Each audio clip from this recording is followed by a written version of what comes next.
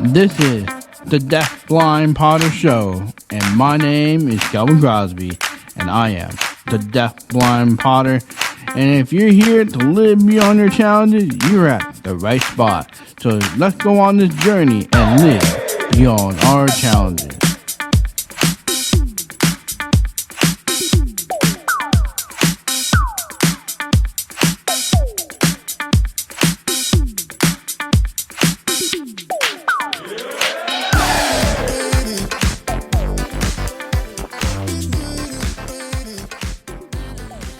Hey, it's so good to see you, even though I can't see you. It's another beautiful day in the neighborhood. My name is Kelvin Crosby, also known as the Deaf Blind Potter, and I'm so excited that you are here at the Deaf Blind Potter Show. And today we're starting a new series, and this is called the Mother's Day series.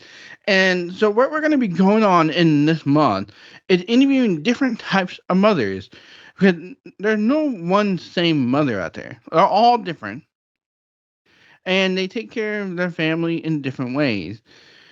But also, if you throw curveballs into the mix, like let's just say with a child with a disability, or you have a disability and you're a mom, or you're in the military, or you're just even homesteading.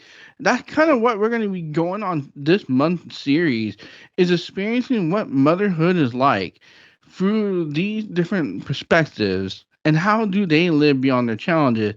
And so I got Amy Julie Becker here, and I'm so glad she's back and we get to go on this journey. And today's show, we're going to be focusing on how do you be a mom when you have a child with disability and be a mom to your other children that you have that don't have the higher level of disabilities. I feel like everybody got a disability, so we just say the other children that don't have as many challenges. Yep. And so, so Amy, welcome to the Deaf Blind Potter Show.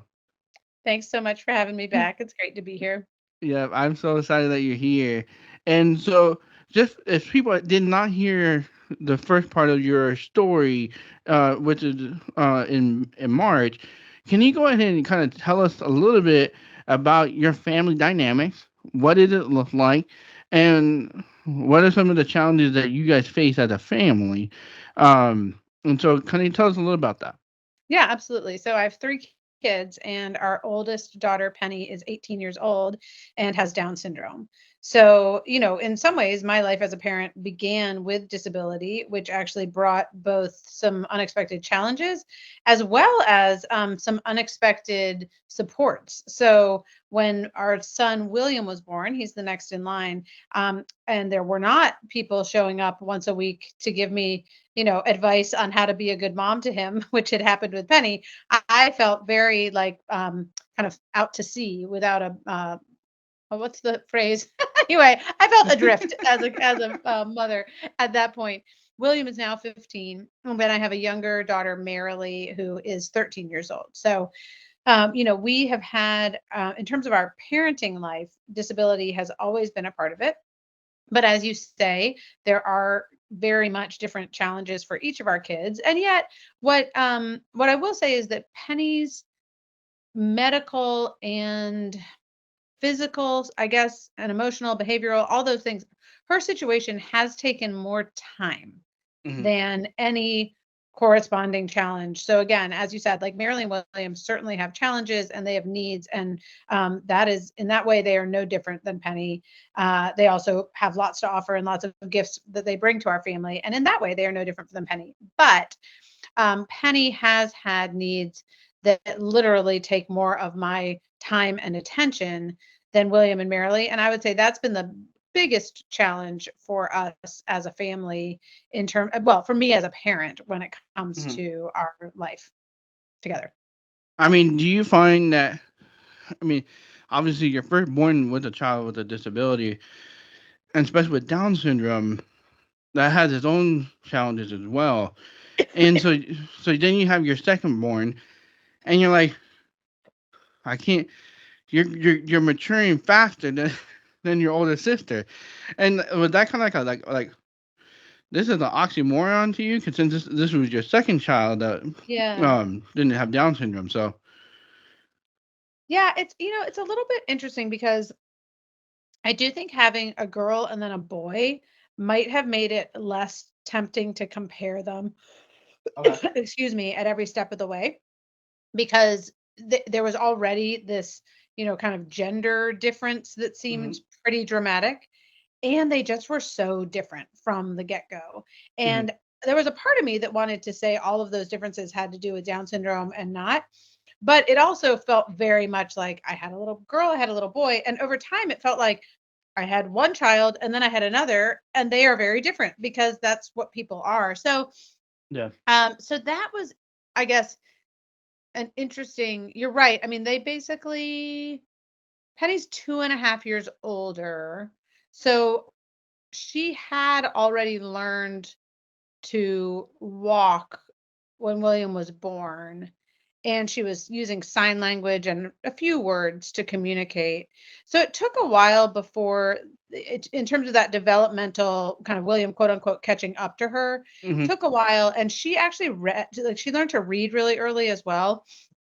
And so I think Wow. that gap was also something that was just like present for, so he really did grow up seeing her as his big sister, um, in a way that it took a long time before he even was conscious of her as someone with a disability. We talked about Down syndrome. It's not as Hmm. though it was hidden or secret or something, but I don't think it felt to him like this is so dramatically different than me or than other kids I know for a Hmm. while.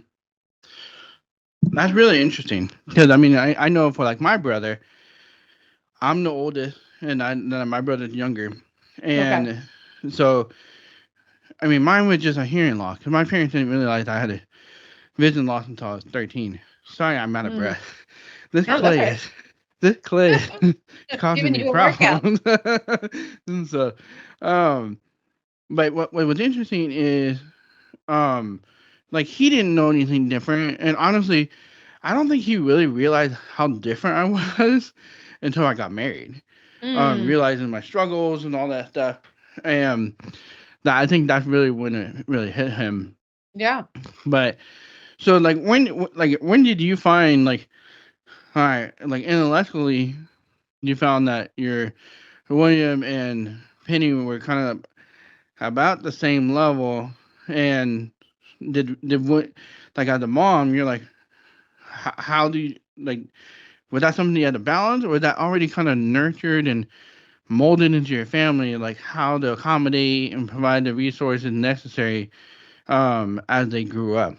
Yeah. I mean, what I do remember is that William was far more curious as a kid throughout. Like, he was always asking kind of big questions. I mean, literally, Yeah. why is the sky blue? Yeah. So stay tuned. When we come back, we're going to continue this conversation. We'll see you on the other side. I want to tell you about my podcast, the Perseverance Podcast, where you as an individual can hear individuals persevere through their challenges that they have faced in their life. For example, the most famous Chippendale stripper and the number one porn star in the world literally transformed his life and now is rescuing people from this industry and helping them find purpose in their life. Also, Casey Marsh, where she had a baby born without a brain and how she went through that grieving process. And lastly, one that's really fascinating is about Spencer Renfro, where he died and came back to life after driving 140 miles an hour. But when he died, he didn't come back alive the same. So you gotta go check out the Perseverance Podcast at perseverancepodcast.com and hear these stories and how people persevered through their challenges. Like I always say, go live beyond your challenges and go to perseverancepodcast.com. Hey, it's so good to see you, even though I can't see you. It's Kelvin here, and I got Amy Julie Becker here. I promised from March that I would bring her back and talk about her kids, and we're doing a series on Mother's Day, and this whole month I'm going to be talking to mothers and how they live beyond challenges in different types of motherhood, because every mother is different, and so we're focusing on Amy Julie Becker's story and her family and her dynamic. Because if you haven't heard, she had her oldest daughter had Down syndrome, and so we talked about her middle son William, and now we're going to talk a little bit about her youngest daughter and what it was like having three kids. And was it different? Had you two daughters and one son and different things like that. So, Amy, kind of talk to us as you went into having your third child. So you have Penny with Down syndrome. You have William, who's learning life with an older sister that has Down syndrome, but being molded in a way that he's able to accommodate, support her, and then now you have your third child. Kind of talk a little bit about that. Was that different? Because you brought up earlier about the gender. It was kind of help for you through that journey. So kind of point your direction in that way. Yeah, I mean, I do think I will. There's a woman named Jenny Ross. She has an organization called PALS, which is Camp PALS, a camp that Penny goes to. And Jenny she's the older sister of a younger brother with Down syndrome. And I remember talking to her early on in my kid's life and asking her about kind of sibling dynamics. And she said, the thing you need to remember is that for you, there's a before and after. As a Mm-hmm. parent, there is a before you had someone with Down syndrome in your life, and then there's after. And it feels almost like a religious conversion moment. For your kids, there's no before. William and Marilee have always had Penny as their sister with Down syndrome, and they have never, not they've never thought about it, but they've certainly never had life without that and then had a point of comparison. And I do really see that in them, that they are just Mm-hmm. much more kind of nonchalant about Yeah. Down syndrome than Peter and I were certainly in the beginning, and on some level than we even are now, where they're like, oh, I mean, so for example, I will still jump in to help Penny because usually household tasks take longer for her than for Mm-hmm. her siblings. And Marilee, especially, is very quick to be like, Mom, Penny can unload her part of the dishwasher. Like, excuse me, I'm not doing more chores and you're not helping me with the chores, and I'm 5 years younger. And so, and that's actually a wonderful point. Like, she is right. Penny can do it, and I should not be jumping in and Yeah. trying to and do it for her. And so I would actually say that for both Marilee and William, it was not until late elementary school, early middle school that they started asking questions or seeming to be like, "Oh, I'm taller than my younger sister," or "I can, understand questions that are Mm-hmm. harder for her," or certainly the physical side of things. I'm stronger. Um, Yeah. William is over a foot taller. Marilee's almost a foot taller than her big sister, and that's physically very different. But then there also are just these Penny does not have an understanding of like sarcasm, Yeah. um, things like that, which are not bad in any way, but they are different. So I would say for our kids, if, for both Marilyn and William, what I said earlier, it has also been, I think, the hardest thing. The amount of time Penny had scoliosis. So for Uh huh. 4 years, she wore a brace uh, for most of that time for about 20 hours a day. So it was just a Mm. big deal. And it involved going to physical therapy an hour away once a week, which Wow. meant it was like I was gone with her for 3 or 4 hours once a week. And that's in Yeah. addition to doctor's appointments. And, she does not have a lot of medical problems. At the same time, we see the eye doctor, we see the ear doctor, we see the Mm-hmm. endocrinologist, we see, it's like there's just a lot. Um, and I think that sense of mom's giving more time to Penny, does that mean she loves her more? I think that Yeah. has been the biggest question for our family to handle. Um, I'm sure in other families there are other questions and things that come up, but that's been the biggest thing for us. I mean, I'm really glad you brought up because at the end of the day, when you have a son or daughter with a disability, you're gonna have to give a little more time to that child because they need more support and and things to accommodate their needs. Hmm. And like for my brother, I mean, I'm speaking for my brother. Like I don't really know this, Yeah. but like knowing some of my brother's history and so forth, like there might have been some of that. Why is Calvin getting all this attention? Why is he always on the best soccer team and all the best sports and all that stuff? Why is he getting all the best things and I'm still here and trying to get stuff too? But I think that's where um figuring out that balance. And I'm curious, like, how did you and your husband kind of work out that balance to provide it, to address those issues and provide support for your other kids? Yeah, I mean, I would say that Peter has been more clear than I have actually that it is inappropriate for us to in any way ask our other kids to parent Penny. And he's right about Mhm. that. I'm just saying he has better instincts on that than I do. Um, so he's really clear that like it is our job to support each of our kids in the ways they need support. And Yeah. that might look different for each one of them, but it is not, and of course, yes, it's their job to support one another in the ways that siblings do, but it is Mhm. not Marilee or William's job to be a parent to Yeah. Penny or to step in that way.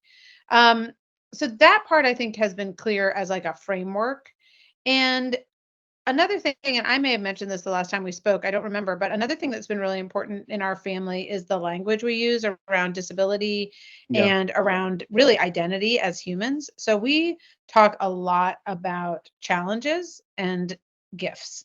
So, like Mhm. the things that are challenging to us and the things that we have to offer to one another, and the assumption that all of us have challenges and all of us have gifts, and that Mhm. actually all of us need each other, so that we're trying to be really deliberate in not setting up a dynamic in our family where Penny is the needy one Yeah. and the rest of us are like strong or capable or something, like there's some power hierarchy, thing going on. So that has also seemed really important, not just for how we see Penny, but how we see ourselves, like how we see other people out in the world as well.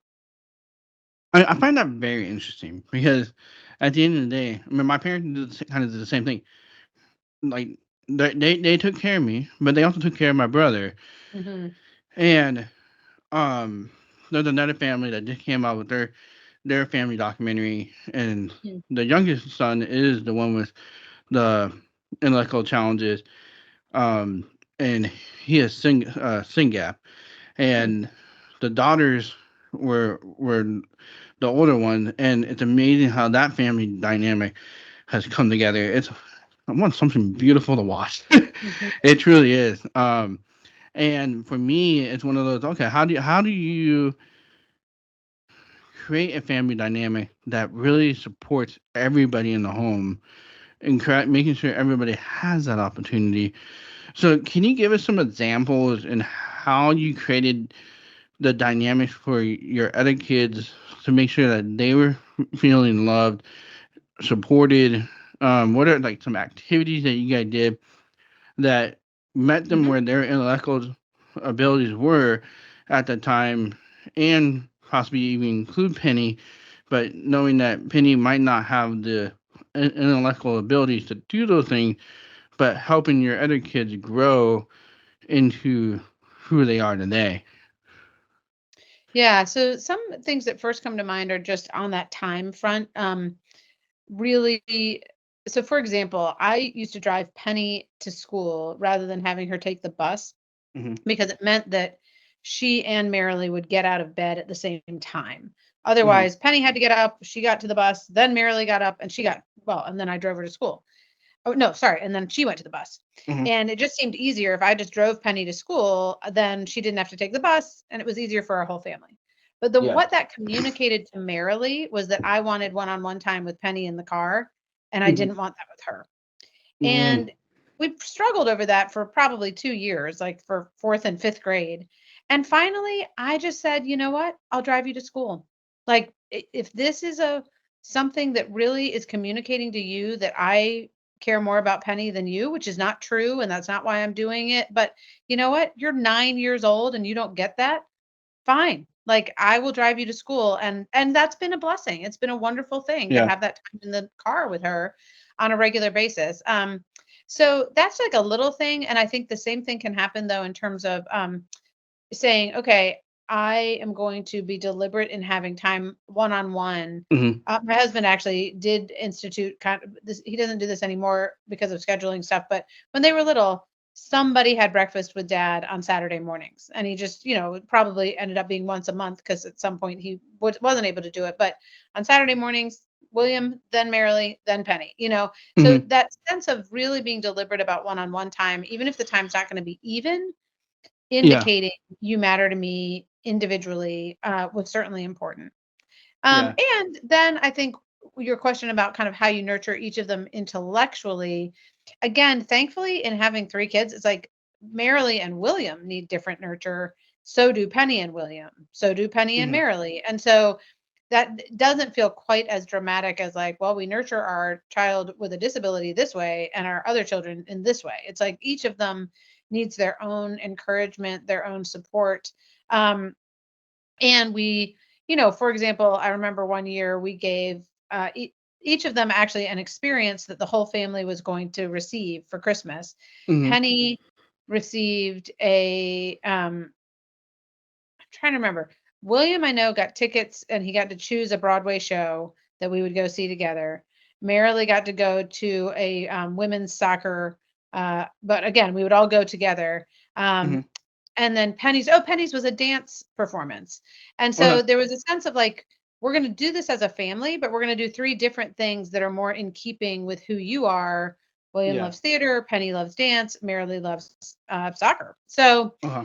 um, but I could imagine us in the future doing those things individually rather and being Mhm. like, yeah, we're gonna notice who you are and try to really support and build into you in that way. I find that fascinating because Mm. I mean I'm having to do that with our foster son, and um and because of that, like I'm learning like, how do I really make this happen? And like it's that parent investing in your kids where they are. It might not be your cup of tea. Like I'm not big in the cars, but my foster Right, son is. It's right. like, all right, well, we'll go do car things. We'll go watch fast cars and let them go really fast and have a blast. Yep, Um, or go to Grateful for Lodge and do that and have a good time. yep. And so those are all things that you're like, all right, how do we work through all those things and really be able to provide that support for your kids? So from a mom standpoint, where did you really have to start working on yourself to be able to provide the nurturing thing? Like, was there a point Mhm. in your kid's life where you're like, I got to make a change to be able to help my kids? Like, Right. did you ever have that moment? So I definitely feel like I'm a better parent the older my kids get. And I Mm, don't think that's necessarily because I've like grown a lot as a parent. Like I think I just am better um, with teenagers than I am with little kids. So on some level, I grew up and they grew up, and that helped for all of us. Um, but I do, at the same time, I do think that I became more dependent on God to be the shaper of my identity as mm, someone who is loved, not because of what I do, but because of who I am. And and this was actually easier to do after they were very little, just because I got more sleep. yeah, But that did involve like really every morning sitting in the yeah. presence of God and asking for that love. So stay tuned. We'll come back. We'll see you on the other side.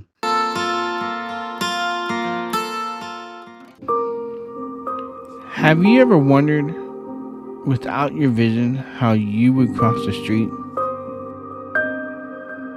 I am the deaf blind Potter.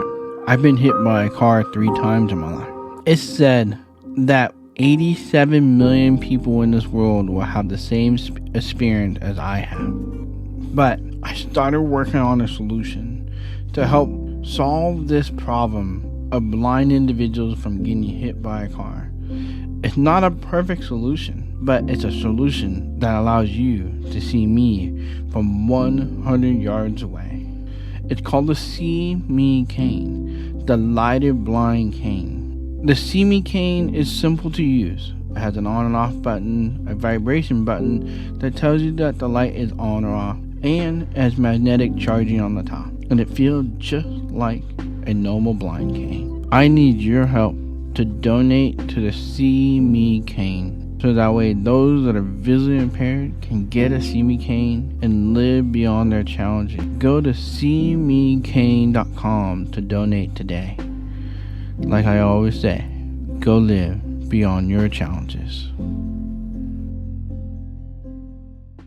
Hey, it's so good to see you. Even though I can't see you, it's another beautiful day in the neighborhood. It's Calvin. You're listening to the Deaf Blind Potter Show. And you're probably wondering, where is my pottery piece? It is a mess. Now, let's just put it straight up. It is a mess of a piece. And I don't know how I'm going to get this piece because I have clay that's dry in one spot and I have clay that's really wet in other spots, and I'm like, oh boy, this isn't good. This isn't good. So, isn't that kind of like life where when God's shaping us and molding us, the piece is kind of wet, but we tend to dry up in the spot, and God got to really work on you in that spot. And that's kind of what we were just having a conversation with Amy Julie Becker, like, I don't know how that came out of my mouth. Anyway, but we're having a conversation with Amy about like where did she really have to start making a change in her mother and parenting her mom, her children, and where God really had to mold her and shape her. So, Mm. Amy, kind of pick up from where you left off before we went to the break, because I had to cut you off there. So, Yeah. continue your conversation on that. So I'd say the biggest thing for me was really not just believing or wanting to believe that I had an identity that was shaped by love, but Hmm. actually practicing that. And that Yeah. for me was a set of kind of deliberate prayer practices because when I tried to parent out of a place of being a good parent and getting it all right as a parent, Hmm. I didn't do a great job. I mean, I truly and again, some of this had to do with like as my kids grew up, I just became a better parent. But some of it was that I just grew in as I grew in understanding God's love for me, I was able to do more, I think, be less attached to their opinions of me, my kids' opinions Hmm. of me, and be less attached to their if they were angry, if they were upset.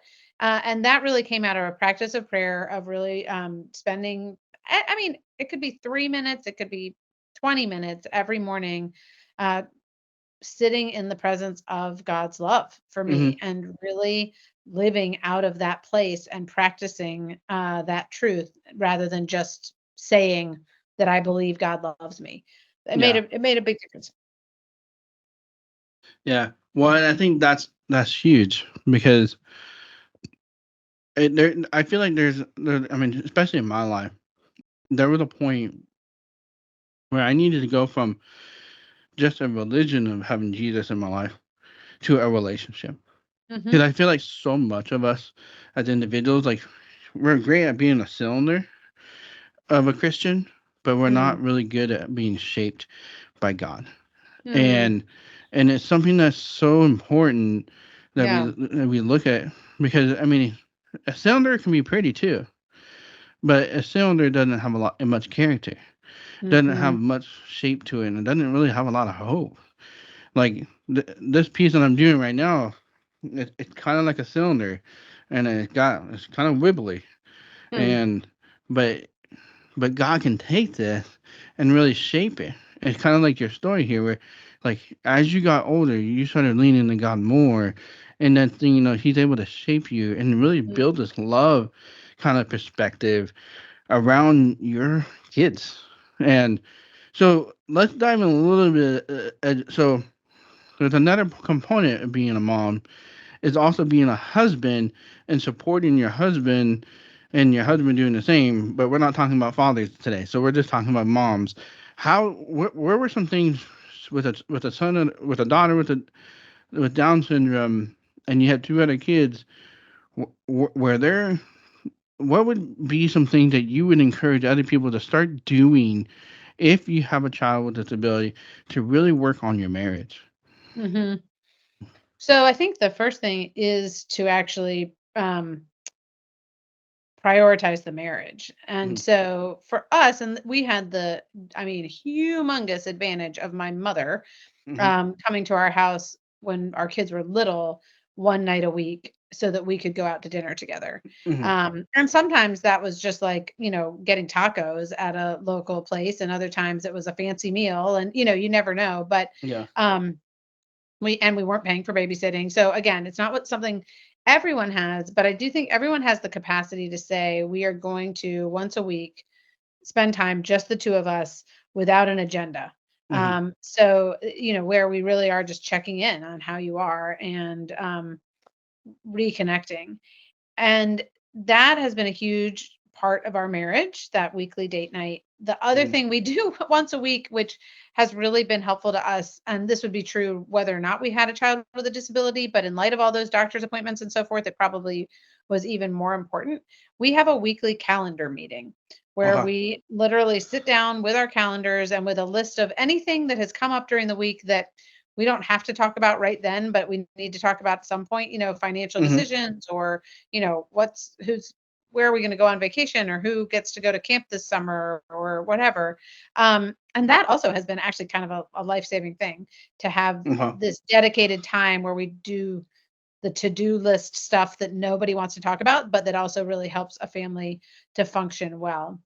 Um, and we've also had plenty, like, we have disappointed each other a lot as parents. I mean, there have been times where Peter really has thought that I have been way too relaxed when it comes to screens with our kids. There are other times where mhm, I feel like he has really dropped the ball in other areas. So I think that part of what it means to be a good parent, and this is true in general, is to assume that you will be disappointed by the other person and you can find grace for that, and the mhm, same is true. You will be a disappointment at various points, or you will disappoint the other person, is probably a better way to say it. But that doesn't mean that you're not together in this parenting journey. And so I think we've grown in trusting each other to actually be able to Peter is able to care for our kids in different ways than I am, and to see that as a gift that mhm, we offer different ways of caring for them rather than seeing it as either a competition or one of us is better than the other. mhm, Uh,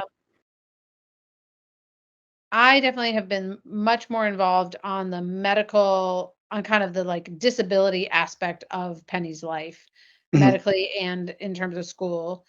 That said, Peter has been very, he's come to every school meeting he's been able to and has been uh, very much involved in, yeah, Penny's kind of health and well-being in a bigger sense. yeah.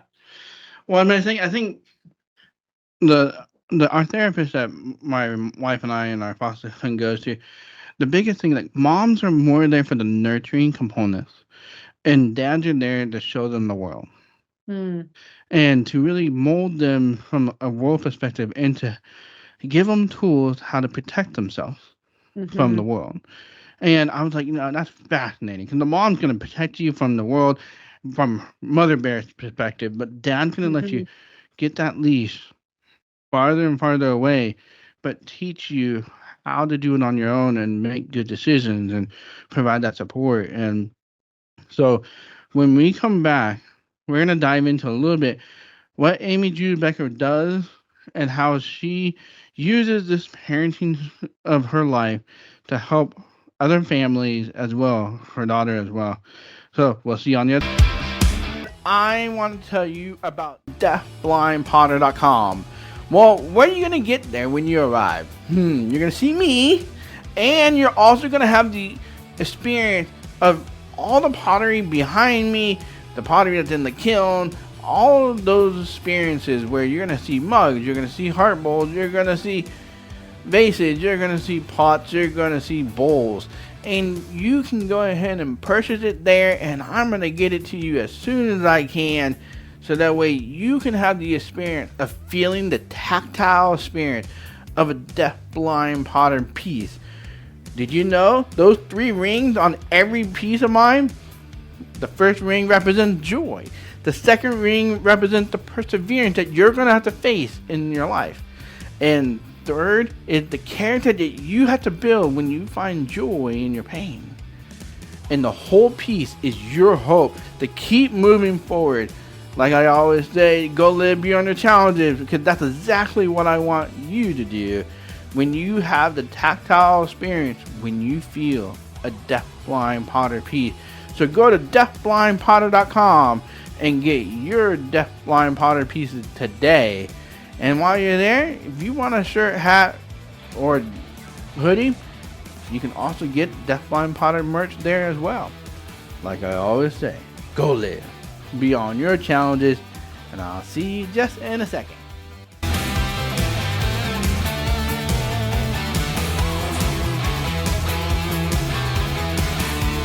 Hey, it's so good to see you, even though I can't see you. It's Kelvin here, and you're listening to the Deafblind Potter Show. And I got Amy Julie Becker here. And Amy, if people, so kind of tell us a little bit, what do you do, and how are you helping families, individuals with disabilities, make change for society, and to embrace the biblical values to make sure that we're providing biblical foundation for our kids, as well providing ones with disabilities the opportunity to experience Jesus as well. Hmm. Oh, such good questions. I'm actually doing a workshop for the first time in May called Reimagining Family Life with Disability, where I'm putting together some of the things I've learned over the course of these last 18 years with Penny as our daughter in terms of how to shift the mindset from our kind of cultural mindset of disability as like a problem to be fixed, and instead saying in what ways can disability be a part of a flourishing family life, both for the individual with the disability, but also for the Mhm. whole family. And really, I think that is pretty core to the work that I get to do is really uh, saying, how can we shift our mindset and reimagine the way we're going to live and really live into a better way, live into a way that we would say has more um, goodness and light and truth and hope and beauty, even if there are hardships for sure along the way within that. I Mhm. also get to work sometimes with churches talking about disability, other times just doing some kind of thought on what is it that the Bible tells us about disability. I've that shows up usually when I'm just going into a church and doing a talk or a workshop or something like that. And then, I have written some books, I have a podcast, I get to do some of the things that you do as far as just giving some content to people, Mhm. on Instagram and things like that. So now you got to tell everybody where can they find you? Well, the nice thing about my name is that no one else seems to have it. So Amy Julia Becker is pretty easy to find. I've got a website at amyjuliabecker.com, and there are a ton of different resources there, information about this workshop that I'm teaching, as well as my books and a link to the podcast, which is called Reimagining the Good Life. And then on social media, yeah, on Instagram, I'm Amy Julia Becker, Facebook, Amy Julia Becker Writer. And then I have a little YouTube presence and TikTok and all of the things. I do like your TikToks. They're kind of fun to listen to. Like, oh yeah, I like that. I like that. It's Well, good. thank you. I So appreciate that. I don't watch. I just listen. Fair enough. And I'm Yeah. I'm always talking. It's not as though Yeah. I'm doing a See, song and dance. So exactly. I mean, hey, you could. I could just imagine in my mind, but we'll just stop right there. yeah, well, probably what you imagined would be better than what other people would be seeing. So I'll take that. Well, I'll never. We'll, get- let's not get off track here. I got Okay. stories. I'll just what I see sometimes. But anyway, so I think one of the beautiful things that I love about what you do Hmm. is that you're teaching people to find love and using biblical love for people with disabilities. See Hmm. that for me when I did my research on you, and I was like, you can feel the love of God, giving people the opportunity to experience Jesus because you're showing them what that love looks like. Hmm. And I think for me, it's like, wow, am I doing that? Like, am I showing Hmm. people what love looks like with a disability and how you can worship Jesus in a whole new way.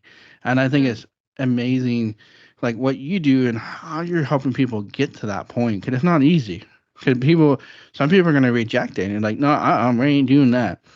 And so kind of talk to us what really made you want to go into helping people experience the love of disabilities and helping people experience Jesus as a mom mm. with Penny, because I mean that's a whole other part of your testimony, is how Penny has really, her level for worship is incredible, and kind of tell us a little bit about what is that like being as a mom and just watching Penny worship, and also watching Penny be a part of the child of being a child of God. Yeah, I mean, thank you for all of that, and I certainly am grateful to be have been introduced, to the love of God, and I love it if I'm able to welcome other people into that place because it's been so life giving to me. For Penny, I think, as with all of our kids, she's grown up in a Christian home and we've been a church going family.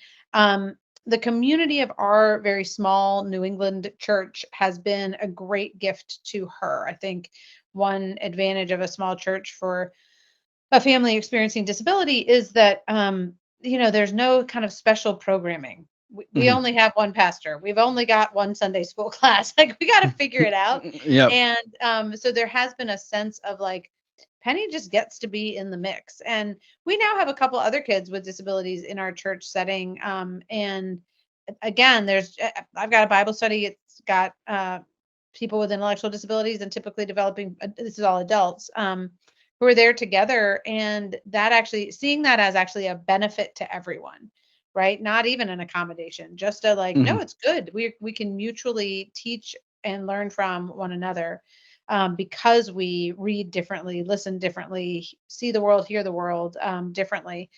And Penny, I'd say, has a lens, especially when it comes to I would say the way of Jesus in the world, and she wouldn't necessarily even put it this way, but she does not see the world in terms of status and hierarchy and Hmm. power.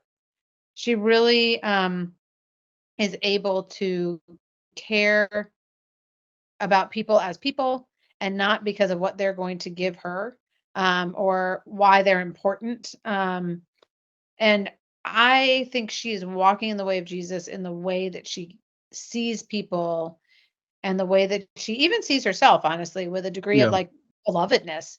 Uh, and it gets kind of affirmed in scripture. And I think she does take great comfort in the stories that we read from scripture and the ways we talk about it.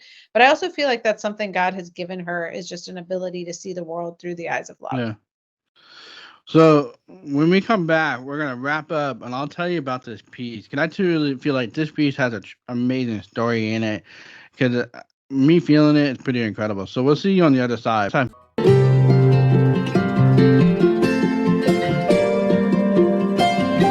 Hey there, it's Kelvin here, and I want to hear from you.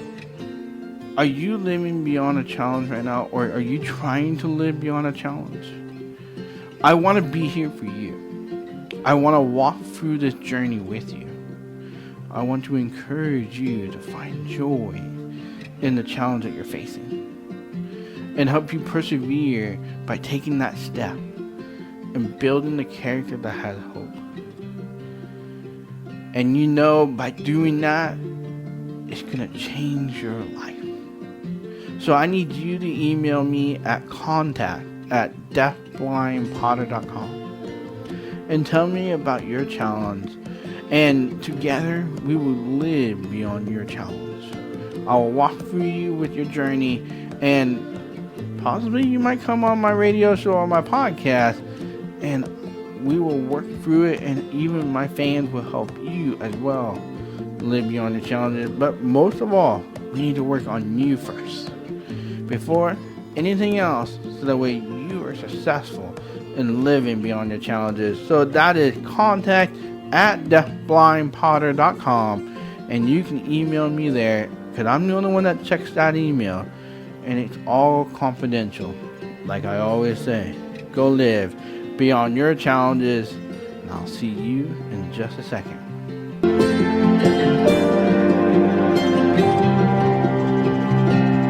Hey, it's Kelvin here. And you're here at the Deaf Blind Potter Show. So when I do a radio show, I'm not only just interviewing my guests, and I'm not just only interviewing, having a conversation. I'm actually making a pottery piece.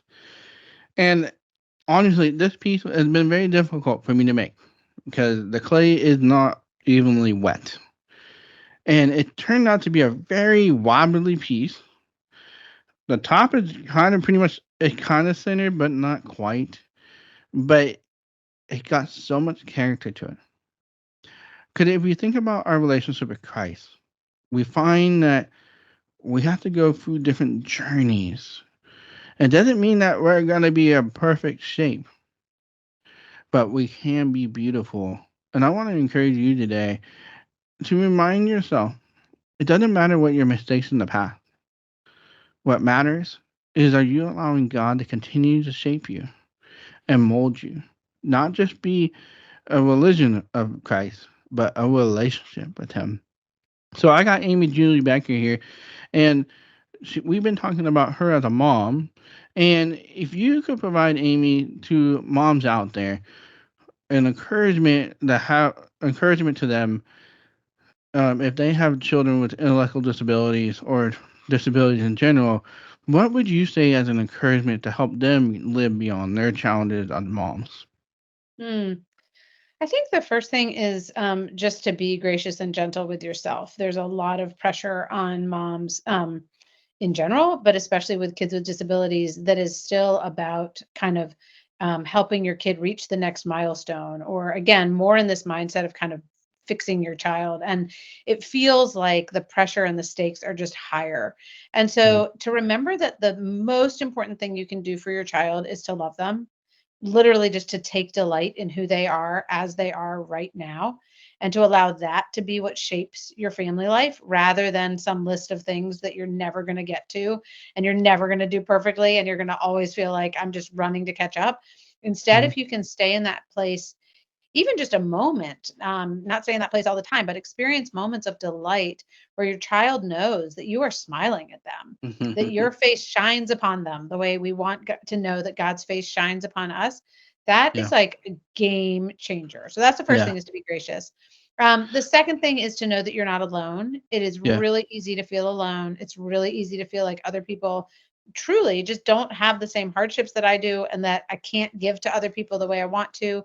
Um, to trust that God has other people out there for you who actually will experience blessing by being a part of your family life. So it's yeah, not asking them to take on a burden for your family, but inviting them into a blessing of being a part of your family. So that's the other thing, is just like that you're not alone. And then the final thing I would say is to say, instead of here are the 17 different things I need to do yesterday in order for our family life to be better, to say, what's the one thing? What's one mhm, thing that we could do that would help us take one step towards wholeness? yeah. Well, that wraps up the Deafblind Potter Show. Like I always say, go live beyond your challenge, and I'll see you next week.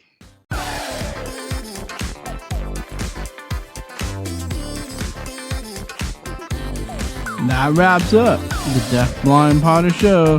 Thanks for joining me, and share this video and encourage somebody to live beyond their challenges so that way we all can persevere through the struggles of life and overcome the challenges and have hope to live beyond our challenges. I'll see you next time.